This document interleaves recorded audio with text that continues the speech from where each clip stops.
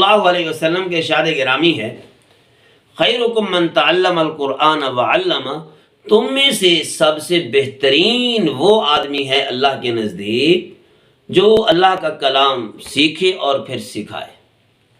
ایک حدیث کے اندر یوں الفاظ ہیں، خیرکم من تعلم القرآن او علمہ، یعنی کہ قرآن شریف پڑھے خود، سیکھے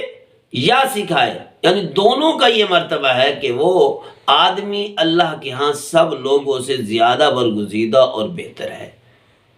لیکن صرف اتنی چیز نہیں ہے، عقائد بھی اس کے درست ہوں، شرکی عقائد نہ ہوں، بدعتی آدمی نہ ہو، بدعقیدہ نہ ہو،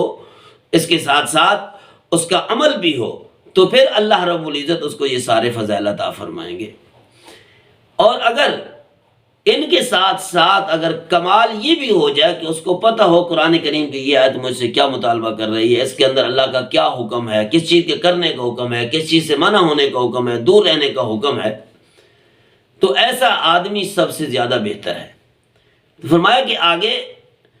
اس شخص کو یہ اجازت نہیں ہے، علماء کرام نے اس کی تفسیر میں لکھا کہ وہ اپنے آپ کو گھٹیا سمجھے۔ تو جو آدمی حافظ قرآن ہونے کے باوجود اپنے آپ کو ذاتی طور پہ گھٹیا سمجھتا ہے، تاکہ مجبوریوں کی وجہ سے وہ نہیں، بلکہ قرآن کریم حاصل ہونے کے باوجود قرآن کریم کی وجہ سے اپنے آپ کو ہلکا سمجھتا ہے، تو یہ اس کی اجازت نہیں، بلکہ اس آدمی نے اللہ کے کلام کی ناقدری کی اور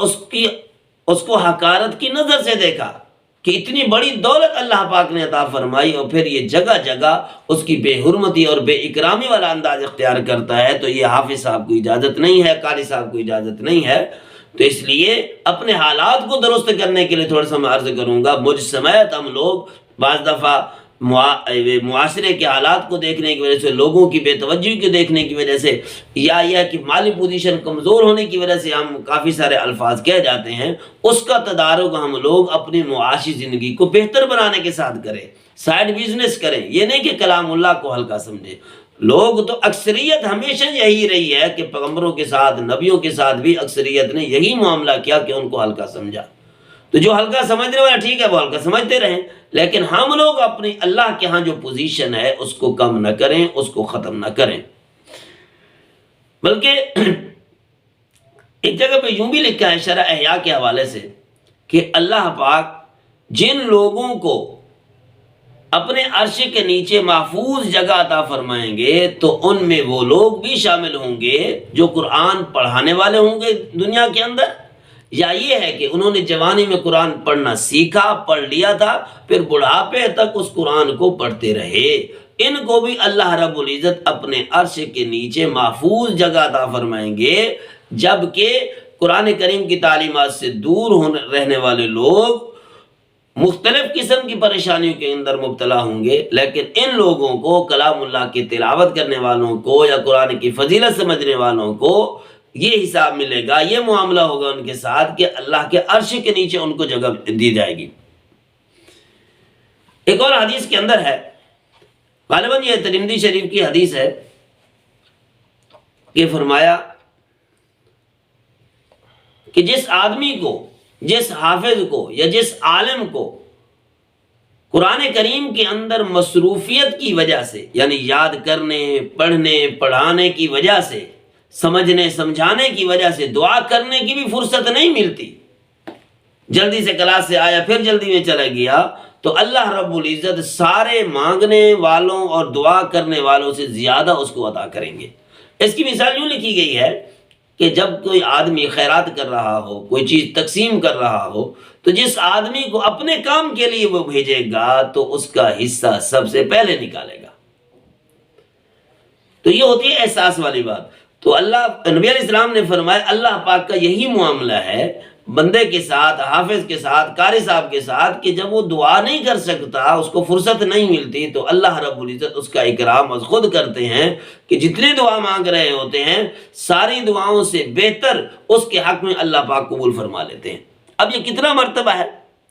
کتنی اچھی چیز ہے، کتنا بڑا اکرام ہے اللہ کی طرف سے۔ بلکہ ایک اور حدیث کے اندر فرمایا، یہ حدیث بھی مسلم شریف اور ابو داؤد کی بھی ہے، فرمایا کہ تم میں سے کون ایسا ہے کہ جو یہ چاہے کہ صبح صبح بازار بطحان کے اندر جائے اور 2 بڑی موٹی حاملہ اونٹنیاں لے کر آئے، نہ کسی کا حق مارے اور نہ کسی کے ساتھ کوئی لڑائی جھگڑا اور قطع تعلقی ہو، تو کون چاہتا ہے؟ صحابہ نے کہا ہم میں سے ہر ایک چاہتا ہے۔ تو فرمایا کہ 2 آیتیں سیکھ لے قرآن کریم کی تو 2 آیتیں 2 اونٹنیوں سے افضل، اور فرمایا 3 آیتیں سیکھنا 3 اونٹنیوں سے افضل، یعنی کہ جتنی آیتیں سیکھتا چلا جائے گا، جتنے الفاظ سیکھتا چلا جائے گا، اتنی اونٹنیوں سے زیادہ بہتر ہے۔ لیکن یہ پتہ چلے گا آخرت کے میدان میں کہ جب آدمی نیکی کے لیے مارا پھرے گا تو پھر پریشان حال ہو کر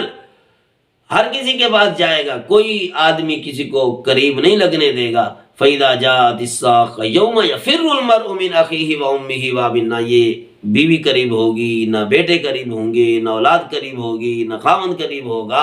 نہ بھائی قریب ہوگا، تو پھر کون قریب ہوگا؟ یہ نیکیاں اس وقت کام آئیں گی۔ اس لیے مرنے سے پہلے اتنا سرمایہ بندہ اکٹھا کر لے کہ یہ آخرت کے اندر کام آنے کا ذریعہ بن جائے۔